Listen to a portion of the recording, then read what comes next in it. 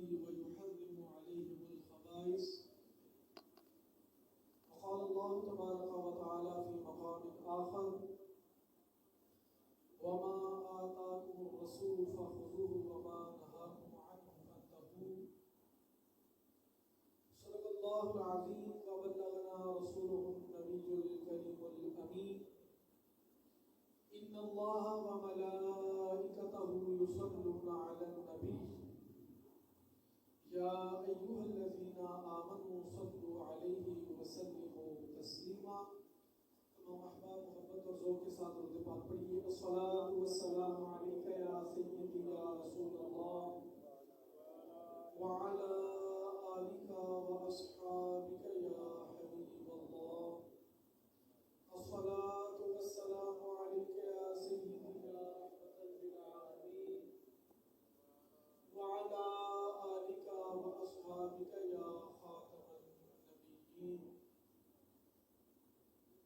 بندہ پروردگارم امت احمد نبی دوست دار چار یارم تابع اولاد علی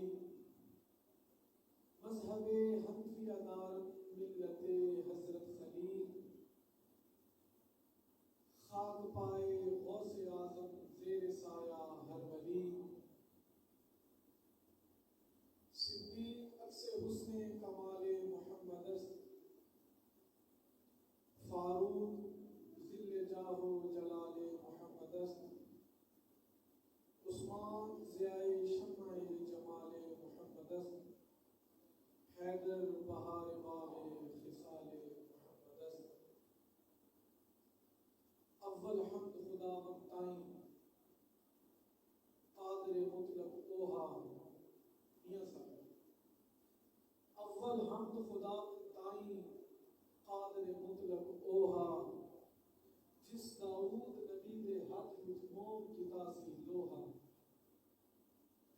کشتی نوح نبی دی رکھی وچ طوفان قہر دے یونس پیٹ مچھی دے اندر رکھیا نال سبر دے تے ناروں چاک زار بنایا کارن پاک خلیلے تنبا کٹ بہشتوں کھلیا بدلے اسماعیلے. اور یوسف نو کٹ چاہوں دتی مصر اندر سلطانی موسیٰ نو کوہتوروں دسیا جلوہ پاک نورانی. عیسیٰ نو اسمانے کھڑیا نال احسان پیارا پاک محمد سرور کیتا وچ بنا سکتا. اول آخر خلقوں بیسوں روحوں جسموں دینوں اوس دلا کوئی ہور نہ ہویا.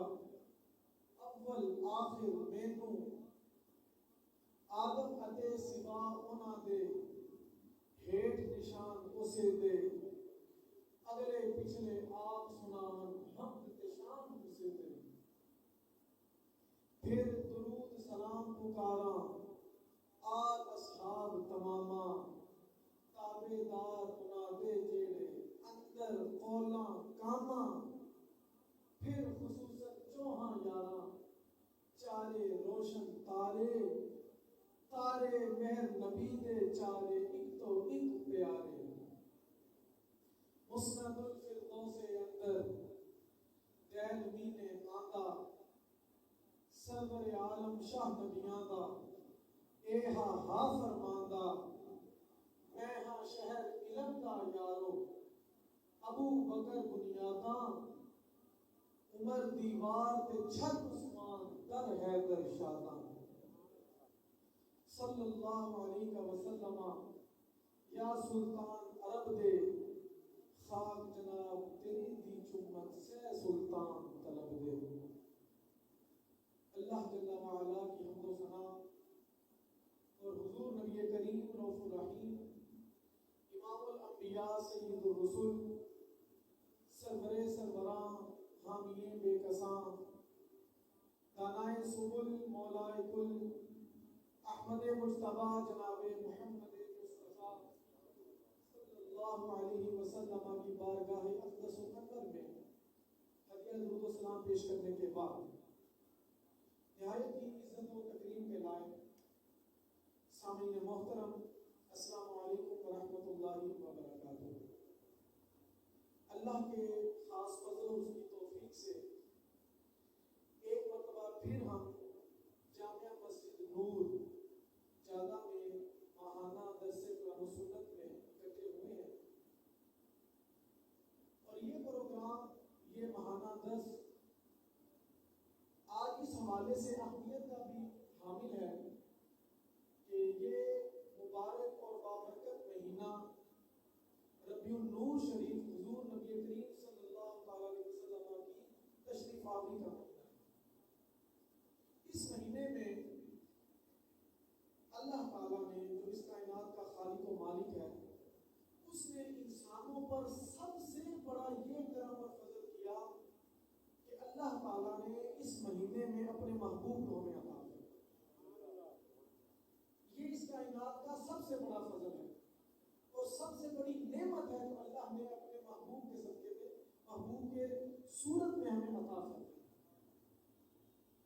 تو تحدیث نعمت، شکران نعمت، یہ تو ہر ذی شعور اور اچھے اخلاق والے شخص پر ضروری ہے کہ اللہ تعالیٰ جو بھی انسان پر اپنا انعام کرے، اکرام کرے، وہ اس کا شکر ادا کرے، اللہ کا شکریہ ادا کرے۔ اور اس کا ذکر اللہ نے خود قرآن پاک میں بھی ارشاد فرمایا، وَأَمَّا بِنِعْمَةِ رَبِّكَ فَحَدِّثْ۔ اللہ جب تمہیں کوئی نعمت عطا فرماتا ہے تو اس کا خوب چرچا کیا۔ تو آقا دو عالم شفیع معظم حضور بلال والے آقا صلی اللہ علیہ وسلم سے بڑھ کر کون سی ایسی نعمت ہے جس کا چرچا کیا جانا چاہیے؟ یقیناً کوئی نہیں۔ حضور سے بڑھ کر کوئی ایسی نعمت نہیں کہ جو اس لائق ہے کہ اس کا چرچا کیا جائے، اس کی خوشی منائی جائے، اس کا جشن منایا جائے۔ اب آپ دیکھیں، اللہ تعالیٰ ہمیں اولاد کی نعمت سے نوازتا ہے تو ہم شکرانے نعمت میں سب سے پہلے تو سنت پر عمل کرتے ہوئے عقیقہ کرتے ہیں۔ اگر اللہ ہمیں بیٹا دیتا ہے، بیٹے کی نعمت سے نوازتا ہے تو 2 جانور، 2 بکرے ذبح کرتے ہیں۔ اگر بیٹی کی صورت میں وہ اپنی رحمت ہمیں عطا فرماتا ہے تو 1 جانور ذبح کر کے ہم اس کا شکریہ ادا کرتے ہیں کہ مالک و مولا تیرا شکر ہے، تیرا فضل ہے، تمہیں ہمیں یہ انعام، یہ رحمت عطا فرمائی۔ اسی طرح اگر آپ دیکھیں تو اس شکرانے نعمت کو دوبارہ کرنے کے لیے سال کے بعد ہم آج ہیپی برتھڈے کے نام پر، برتھڈے کے نام پر ہم خوشی کرتے ہیں، اگرچہ اس میں فی زمانہ بہت ساری خرابیاں پیدا ہو گئی، یہ ناچ گانا یا میوزک یا وہ معاملات، لیکن اگر آپ فی نفسی اس خوشی کو دیکھیں تو وہ در حقیقت اس نعمت کے ملنے پر اللہ کا شکریہ ادا کیا جاتا ہے کہ میرے مالک و مولا جو تو نے مجھے نعمت عطا فرما دی، میں اس کا شکریہ ادا کر رہا ہوں کہ تو نے مجھے بیٹے کی صورت میں نعمت عطا کی، بیٹی کی صورت میں نعمت۔ تو جب بات آتی ہے میرے اور آپ کے آقا و مولا امام الانبیاء صلی اللہ علیہ وسلم کی، تو اس کائنات میں آپ سے بڑھ کر کوئی نعمت ہے ہی نہیں۔ تو اس لیے یہ ہر مسلمان پر جو حضور کا کلمہ پڑھنے والا ہے، کلمہ گو ہے، اس پر یہ لازم ہے کہ اللہ کا حضور کی صورت میں جو اللہ نے ہمیں نعمت عطا فرمائی اس کا شکریہ۔ تو آج ہم بالخصوص یہ میلاد مصطفیٰ صلی اللہ علیہ وسلم کے مہینے کی مناسبت سے بالخصوص آج ہم شکرانے نعمت کے لیے حاضر ہیں۔ میں نے جو خطبہ میں آیت مبارکہ پڑھی ہے، چونکہ حضور کی ذات مبارکہ ایسی ذات ہے کہ آپ کے ذات مبارکہ کے ایک پہلو پر اگر گفتگو کی جائے تو دنوں دن جائے، بلکہ اگر میں یوں کہوں یہ مبارکہ نہیں کہ اگر حضور کی ذات مبارکات پر زندگیاں بسر ہو جائے تو وہ زندگیاں کم پڑ جائیں گی، میرے آقا کی شان ختم ہو جائے۔ یہ اللہ نے اپنے محبوب کو شان کہا۔ اگر آپ حضور کے حسن پر آئیں، حضور کا حسن و جمال سنیں تو آپ کو صحابہ کرام سے ایسی مرویات ملیں گی، ایسی روایات ملیں گی۔ صحابہ کہتے ہیں اللہ کی قسم میں نے حضور کے چہرے کو اتنا منور اور معطر دیکھا، مجھے ایسے لگتا تھا جیسے سورج چمک رہا ہے۔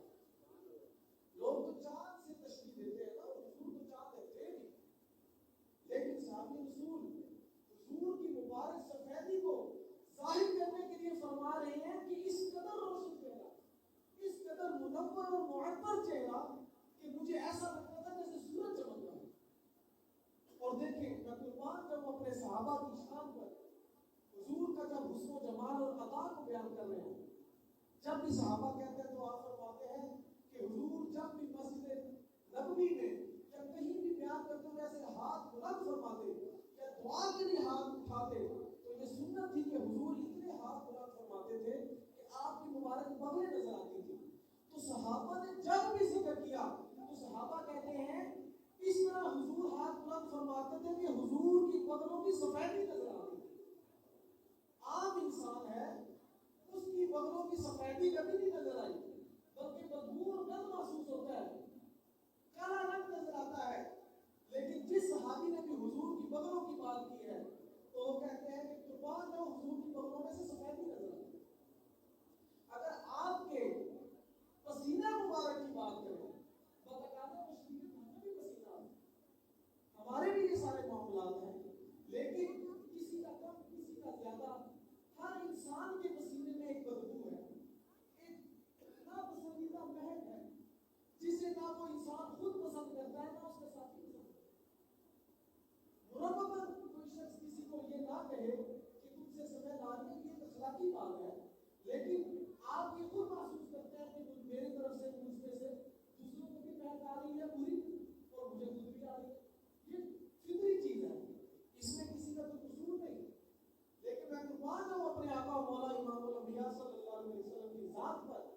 آپ کی ایسی ذات ہے کہ صحابہ فرماتے ہیں کہ آپ کے مبارک جسم انور سے جب پسینہ مبارک ٹپکتا تھا ہم اس کو جمع فرما لیتے تھے, اور صرف جمع تبرک کے لیے نہیں کرتے تھے کہ چونکہ ہمارے نبی کا پسینہ ہے تو ہم اس کو محفوظ کر لیں, ایسی بات نہیں. صحابہ کہتے ہیں ہم اس لیے رکھتے تھے کہ ایک تو تبرک تو ہے ہی ہے, لیکن دوسری بات یہ ہے کہ اللہ کی قسم حضور کے پسینے سے بڑھ کر کسی شے کی خوشبو نہیں, کوئی عنبر, کوئی کستوری, کوئی خوشبو ایسی نہیں جو میرے آقا کے پسینے سے بڑھ. تو یہ اللہ نے اپنے محبوب کو, اپنے پیارے لاڈلے نبی کو یہ شان اور مرتبے اور مقام عطا فرمایا. یہ میں حسن کی بات کر رہا ہوں. اگر آپ کے اعلیٰ اخلاق کی طرف آئیں وَإِنَّكَ لَعَلَىٰ خُلُقٍ عَظِيمٍ, حضور کے لیے اللہ نے فرمایا آپ تو خلق عظیم پر فائز ہیں, آپ کا اخلاق تو ایسا اخلاق جس کی کوئی مثال نہیں ملتی. لَقَدْ كَانَ لَكُمْ فِي رَسُولِ اللَّهِ أُسْوَةٌ حَسَنَةٌ. اے لوگوں اگر زندگی بہترین گزارنا چاہتے ہو, اچھا رہن سہن رکھنا چاہتے ہو, معاشرت کیسی ہونی چاہیے, رکھ رکھاؤ کیسا ہونا چاہیے, دینیات کو کیسے لے کے چل رہا ہے, دنیا کو کیسے لے کے چل رہا ہے, اگر یہ چیزیں دیکھنا چاہتے ہو تو میرے محبوب کے اسوہ حسنہ کو اپنا لو, تمہیں خود پتا چل جائے گا کہ اس سے بڑھ کر. تو یہ میرے آقا کے اعلیٰ اخلاق ہیں, اعلیٰ کردار ہے. اگر حضور کا علم آتا ہے تو علم ایسا ہے کہ جس کی کوئی حد نہیں ہے, جس کی کوئی مقدار نہیں ہے, جس کا کوئی پیمائش نہیں ہے. آپ جب بیان کرنے پر آتے ہیں تو قربان جاؤں زمین پر کھڑے ہو کر جنت کی باتیں کرتا ہوں. ایک مرتبہ دیکھیں کیسی شان ہے, میں یہ بھی سمجھتا ہوں کہ یہ ہماری محفل کی قبولیت ہے. واللہ میں جو مضمون سے لے کر آیا تھا ابھی میں نے اس کا ایک حرف بھی بیان نہیں کیا واللہ, اور میں نے جیسے ہی شروع کیا ہے اور سلسلہ کسی اور طرف ہی چل پڑا. اور یہ میرے آقا کی خاص توجہ ہوتی ہے جب میں آگے انشاءاللہ وہ حدیث مبارکہ بھی ذکر کرتا ہوں کہ جب حضور کے ذکر کے لیے کوئی جمع ہو تو پھر رب کس طرح ہوتی ہے. تو اگر آپ حضور کے علم کی بات کریں تو وہ تو ایسے آقا ہیں, ایسے وہ جہانوں کے سردار ہیں کہ کھڑے زمین پر ہیں لیکن عرش کی باتیں بتا رہے ہیں. یہ میرے رب نے اپنے محبوب کو نہیں بتایا.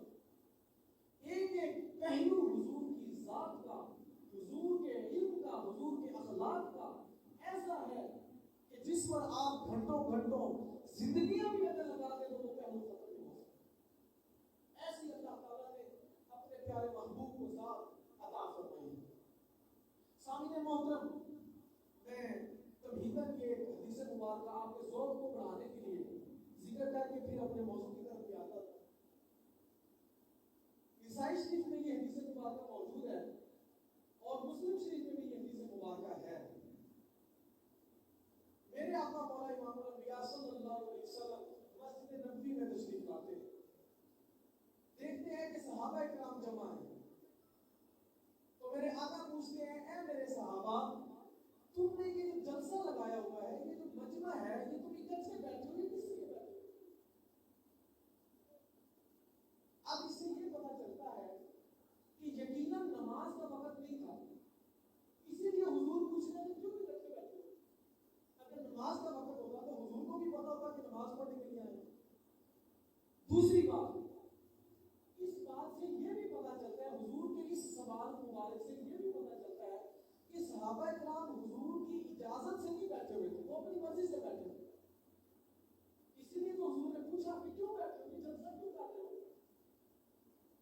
تو صحابہ کرام عرض کرتے ہیں یا رسول اللہ جلسنا ندعو اللہ ونحمدہ علی ما ہدانا لدیننا ومن علینا بک۔ سبحان اللہ کہہ رہا ہے۔ جب آپ ترجمہ سنیں گے تو آپ خود جھوم اٹھیں گے۔ صحابہ نے کہا یا رسول اللہ ہم جلسنا، یہ جو جلسہ کر رہے ہیں، یہ جو محفل لگائے بیٹھے ہیں، ندعو اللہ، اللہ کو یاد کر رہے ہیں، ونحمدہ، اور اس کی تحمید، اس کی توصیف، اس کی حمد بیان کر رہے ہیں، اس بات پر علی ما ہدانا لدیننا، کہ آپ کے صدقے سے اللہ نے ہمیں دین کی ہدایت دی۔ ہم تو گمراہی میں پڑے تھے، ہم تو بتوں کی پوجا کر رہے تھے، لیکن آپ کی برکت سے اللہ نے ہمیں اپنے دین کی رہنمائی عطا فرما دی، اس پر اللہ کا شکریہ ادا کریں۔ اور اگلی بات جو سننے والی ہے، قربان اور صحابہ کے ایمان پر اور قربان اور صحابہ کے عقیدے پر، صحابہ کہتے ہیں وَمَنَّ عَلَيْنَا بِكَ، یا رسول اللہ یہ جو جلسہ ہم کرنے کے لیے بیٹھے ہیں اس کی وجہ یہ ہے کہ جو اللہ نے آپ کو بھیج کر ہم پر احسان کیا ہے اس کا شکریہ ادا کر رہے ہیں۔ اگر اس کو میں خطیبانہ انداز میں کہوں تو شاید نے اس کو بڑے خوبصورت انداز میں بیان کیا ہے کہ گویا صحابہ دل کی آواز سے یوں کہہ رہے ہیں رب فضل الغلا، اور کیا چاہیے مل گئے مصطفیٰ، اور کیا چاہیے۔ صحابہ کہتے ہیں کہ یا رسول اللہ آپ کے ساتھ ہمیں مل گیا، ہمیں اور کیا چاہیے، آپ ہمیں مل گئے، اس سے بڑا رب کا ہم پر کیا احسان ہو سکتا ہے کہ اللہ نے آپ کی صورت میں ہم پر اپنا اتنا بڑا احسان کیا۔ یہاں پر بات ختم نہیں ہوئی، حضور نے کہا اے میرے صحابہ اس بات پر قسم دے سکتے ہو کہ اسی لیے جمع ہوئے ہو؟ کہنے لگے یا رسول اللہ جی ہاں، ہم اللہ کی قسم اٹھا کر کہتے ہیں کہ ہم اسی لیے یہاں پر جمع ہوئے۔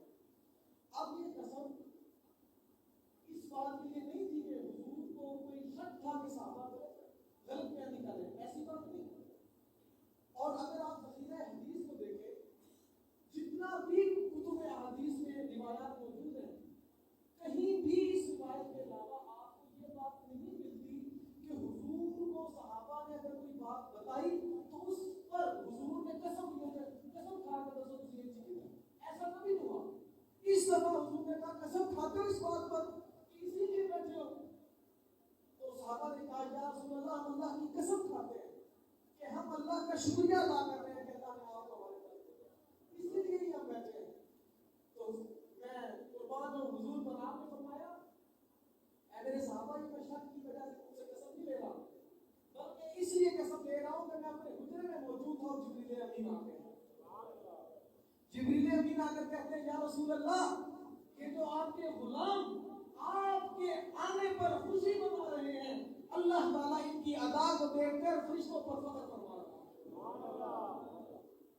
آپ اپنے نصیب پر خوشی منائیں اور اپنے نصیب پر فخر کریں، آپ وہ کام کر رہے ہیں جس پر اللہ بھی فرشتوں پر فخر کر رہا ہے۔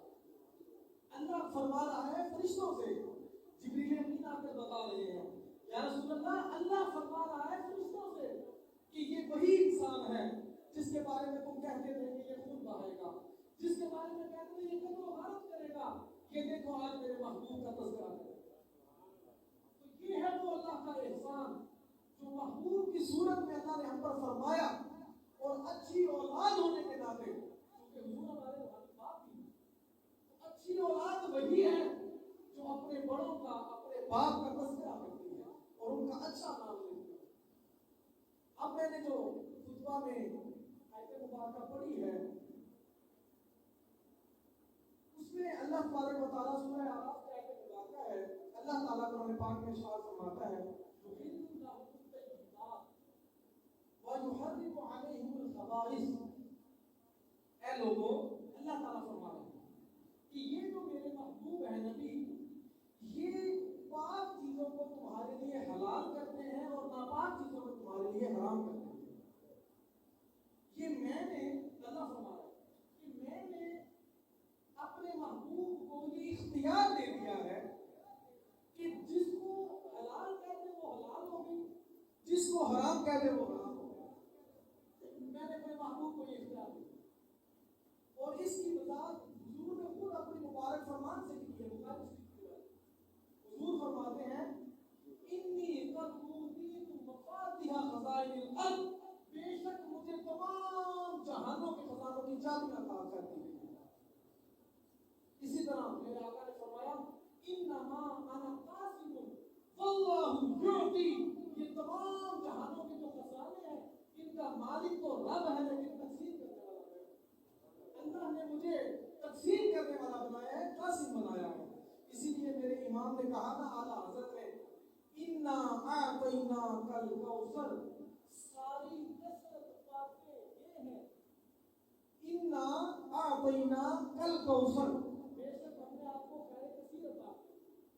اعلیٰ حضرت فرمائے انا اعطیناک الکوثر، ساری کثرت باتیں یہ ہیں، رب ہے معطی، عطا کرنے والا، رب ہے معطی، یہ ہے قاسم، رزق اس کا ہے کھلاتے ہوئے، رب عطا کرنے والا ہے اور یہ قاسم تقسیم کرنے والا ہے۔ رزق اس رب کا ہے، کھلاتے یہ ہے۔ یہ میرے رب نے اپنے محبوب کو شامل کیا۔ تو اللہ فرما رہا ہے کہ محبوب جس چیز کو تمہارے لیے پاک چیز کو حلال فرما دے وہ تمہارے لیے حلال ہے، جو تمہارے لیے حرام کر دے ناپاک چیز وہ تمہارے لیے حرام ہے۔ تم اپنی مرضی اپنی عقل کے مطابق فیصلہ نہیں کر سکتے کہ یہ میں نے کھانا ہے، یہ میں نے نہیں کھانا، یہ میں نے پہننا ہے، یہ میں نے نہیں پہننا۔ یہ تو بات میری عقل میں نہیں آ رہی، حضور کا فرمان جب تک مجھے سمجھ نہیں آنا میں مانوں گا۔ اسلام اس بات کا نام نہیں کہ تم ہر بات اللہ اور اس کے محبوب کی ترازو پر بولو، بلکہ اسلام سر تسلیم قلب کا نام ہے۔ اسلام نام ہی اس بات کا ہے کہ تم اللہ اور اس کے رسول کا عقیدہ کرو، یہی اسلام ہے۔ تو جب اللہ نے فرما دیا کہ آپ اے محبوب جو پاک چیز ان کے لیے حلال کریں گے وہی حلال، جو حرام کریں گے وہی حرام، تو اب میں آپ کو بتاتا ہوں ایک بخاری شریف کی روایت ہے، حدیث مبارکہ ہے، آپ سنیں گے آپ کا ایمان تازہ ہو جائے گا۔ ایک صحابی رسول تھے، رمضان کا مہینہ ہے، انہوں نے روزہ رکھا، لیکن بتقاضۂ بشریت اس روزے کو پورا نہ کر پائے، اور روزے کے دوران جن چیزوں سے منع کیا جاتا ہے، کھانے پینے سے، بیوی کے پاس جانے سے، وہ ان میں سے بیوی کے پاس چلے گئے۔ جو چیز روزے کو توڑتی ہے وہ ان سے صادر ہو گئی۔ اب روزہ تو ٹوٹ گیا، اب روزہ ٹوٹ جائے تو اس کا کفارہ ہے کہ یا تو آپ غلام آزاد کریں، آپ غلام ہیں نہیں اگر تو پھر 60 مسکینوں کو کھانا کھلائیں۔ 60 مسکینوں کو کھانا نہیں کھلا سکتے تو پھر 60 دن مسلسل پیر در پیر روزے رکھیں۔ اگر 59 بھی رکھے اور ایک ٹوٹ گیا یا چھوٹ گیا دوبارہ پہلے سے شروع کرنا پڑے، یہ سزا ہے، کفارہ ہے۔ اب صحابی رسول سے انسان ہے، بشری تقاضا ہے، تو معاملہ ہو گیا۔ اب حضور کی بارگاہ میں حاضر ہوئے، یا رسول اللہ صلی اللہ علیہ وسلم۔ صحابہ کہتے ہیں مدینہ منورہ میں مسجد نبوی کا صحت مبارک ہے، حضور جلوہ افروز ہیں، اور صحابہ کرام آپ کے سامنے موجود ہیں۔ میں کہتا ہوں دل کی آنکھوں سے وہ منظر ذرا تصور تو کیجئے کہ 14ویں رات کا چاند چمک رہا اور 7 ستارے موجود ہوں، کیسا وہ ستاروں کا جھومٹ ہوگا کہ 14ویں رات کے چاند کو گھیر کر بیٹھے ہیں۔ اور صحابی رسول وہ حاضر ہوئے اور عرض کرنے لگے یا رسول اللہ مجھ سے خطا ہو گئی، انسانی تقاضے کے مطابق مجھ سے روزہ ٹوٹ گیا ہے، اب اس کا میں کیا سزا دوں؟ اور میں قربان جاؤں، اس میں ایک اور بات ٹوٹتا ہے کہ دیکھیے حضور نبی کریم صلی اللہ علیہ وسلم کی کیسی پیاری تربیت تھی۔ صحابہ کرام سے اگر کوئی انسانی تقاضے کے مطابق معاملہ ہو جاتا تو وہ چاہتے کہ فوری اس کا کفارہ ہو جائے، آخرت میں ہمیں حساب نہ دینا پڑے، آخرت کا معاملہ بہت سخت ہے، اس دنیا میں ہی جو بھی معاملہ ہمارا ہو جائے تو ہماری خلاص ہو جائے۔ اب آ گیا یا رسول اللہ مجھ سے روزہ ٹوٹ گیا، آپ نے فرمایا جو غلام آزاد کرو. یا رسول اللہ میں تو بڑا غریب ہوں, مسکین ہوں, میں تو غلام نہیں کراتا. آپ نے فرمایا اچھا چلو 60 مسکینوں کو کھانا کھلاؤ. یا رسول اللہ میں تو خود مسکین ہوں, میں کیسے کھانا کھلاؤں؟ آپ نے فرمایا اچھا تو اس طرح کرو, پھر 60 دن مسلسل روزے رکھو. عرض کرنے لگے یا رسول اللہ صلی اللہ علیہ وسلم ایک روزہ رکھا ہے وہ تقاضا تشریح کے مطابق پورا نہیں ہو پایا, 60 روزے کیسے رکھ پاؤں گا, نہیں روزہ رکھ سکتا. تو حضور نے فرمایا اچھا چلو پھر بیٹھ جاؤ. صحابی رسول وہاں پر تشریف فرما گئے. اب یہ ہے وہ خزانوں کی کنجی. شریعت کا تقاضا تو یہ ہے آج بھی اور اس وقت بھی ایک ہی بات ہے کہ کفارہ ادا کرو جو اللہ کا حکم ہے, جو قرآن میں بات آ گئی. لیکن اب میرے آقا وہ اختیارات جو اللہ نے اپنے محبوب کو عطا فرمائے وہ استعمال کرتا ہے. میرے آقا نے فرمایا اے میرے غلام کو بیٹھ جاؤ. وہ صحابی اس کو بیٹھ گئے. کچھ ہی دیر میں ایک اور صحابی آئے, ان کے ہاتھ میں کھجور کا ٹوکرا ہے, اور عرض کرنے لگے یا رسول اللہ یہ میں آپ کے لیے کھجور کا ٹوکرا بطور تحفہ لایا, اسے قبول فرمائیں. صحابی رسول کہتے ہیں کہ وہ حضور نے جب قبول کیا تو ذہن میں تو وہ صحابی تھے. عرض کی کہ فرمایا وہ شخص کہاں ہے جو روزہ توڑ کر آیا تھا؟ وہ کھڑے ہوئے یا رسول اللہ کا. آپ نے فرمایا یہ کھجور کا ٹوکرا پکڑو اور مدینہ میں جو غرباء اور مساکین ہیں ان میں تقسیم کر دو, تمہارا روزے کا کفارہ ہو جائے گا. اب میں قربان جاؤں صحابی رسول کی اپنی ادا, کیسا لاڈ ہے, کیسا ناز ہے. ان غلاموں کو بھی پتہ ہے جو بھی غلام دل میں ہے وہ کہیں کہ پوری ہو جائے گی. انہوں نے کہا یا رسول اللہ اس مدینہ کی وادی میں ان دو پہاڑوں کے درمیان مدینہ میں مجھ سے زیادہ غریب ہے ہی کوئی نہیں. آپ نے فرمایا اچھا چل جا اپنے بچوں کو کھلا کے تیرے روزے کا کفارہ ادا ہوگا. یہ شان, یہ مقام اور یہ اختیار اللہ نے اپنے محبوب کو عطا فرمایا کہ جب چاہیں, جیسے چاہیں, جس کے لیے چاہیں, جتنا چاہیں شریعت کو اپنے مطابق دے سکتے. یہ اللہ نے حضور کو صاحب شریعت بنایا. شریعت اپنی جگہ پر پابند, ہم نے پابندی کرنی ہے, لیکن یہ اللہ نے اپنے محبوب کو اختیار عطا فرمایا ہے کہ وہ شریعت کو چاہے تو اپنی مرضی سے دے سکتے. اسی طرح بخاری شریف میں روایت آتی ہے آقا مولا امام الانبیاء صلی اللہ علیہ وسلم ایک مرتبہ چہل قدمی کے لیے مدینہ منورہ سے باہر تشریف لائے. سبحان اللہ. تو آپ چونکہ چہل قدمی کے لیے باہر تشریف لائے تھے تو جب مدینہ منورہ کی وادی سے تھوڑا سا باہر تشریف لے گئے تو وہاں پر ایک غیر مسلم یہودی, اس کے پاس کچھ گھوڑے تھے, وہ آ رہا تھا. تو آپ نے اس کا جب گھوڑا دیکھا تو آپ کو وہ بڑا پسند آیا. تو آپ نے کہا کہ تم میرے ساتھ سودا کرو اور مجھے یہ گھوڑا دے دو. محدثین کہتے ہیں کہ وہ شخص حضور کے حسن و جمال کی تاب نہ لا سکا, اس نے کہا کہ میں آپ کو دیتا ہوں. اسی ٹائم مان گیا.